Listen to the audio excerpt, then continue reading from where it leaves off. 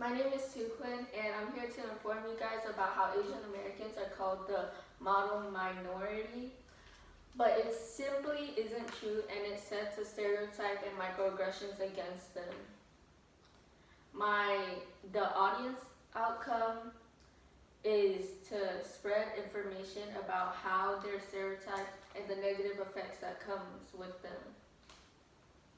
And in history, ever since in the 1500s, Asian Americans came over, they immigrated over from their homeland, specifically from China, from India, and from the Philippines. They came over and they helped rebuild the United States from where it is now. But the United States, they still don't recognize Asian Americans as one. They choose to leave them out, leaving them feel invisible, and not as much as the white majority of the country. So today, I'll inform you guys about how the model minority title puts pressure to perform on students, Asian American students, and how it overwhelms them, and how the microaggressions and stereotypes are involved in the effects of that. And it's known that Asian Americans are rule followers, but each person is different.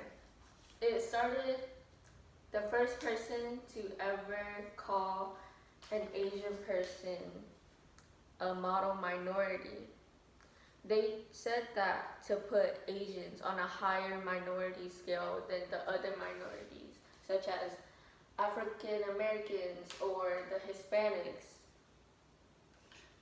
But first, to understand how the model minority sets Asian Americans to a certain standard, we have to understand what that means. And as Greenbaum says in the American Psychological Association, the term model minority means that Asian Americans are uniformly high-achieving racial minorities that has assimilated well into American society through hard work, obedience, and academic achievements. Which sounds like a lot of hard work that they had to go through to become one with the American society, but it's just not fair that the Americans, they don't see them as equals. They're called model minorities because they excel in academics and obedience, and they're loyal to the countries or the nationalities, the places where they're from. Now, with all that praise, that it might sound like praise, but they're actually negative outcomes, like being overwhelmed to say to the high academic excellence that they are often perceived. And the high excellence, most of the time it causes them to choke and be so overwhelmed by all of that pressure that they need mental help. But most Asian Americans are really prideful, and they don't receive help because they feel like they don't need it, and they feel that help, mental health, is not as important as their grades or like their pride.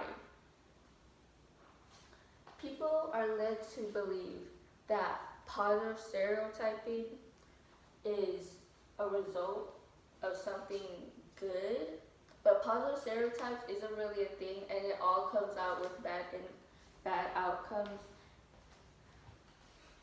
These consequences can lead them to being quiet for the whole life, unsocialized. They're often uncreative, and they lack leadership or social skills.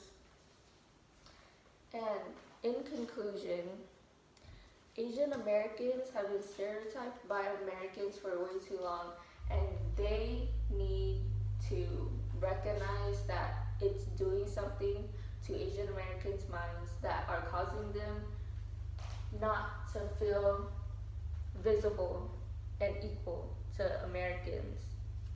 And personally, I have been through all of that, and maybe I'm still going through it. So I know how it is, and I know how the stereotypes of Asians being smart can really bring you down if you're not smart and you're Asian, because everyone is different and they all have their own unique personalities and smarts.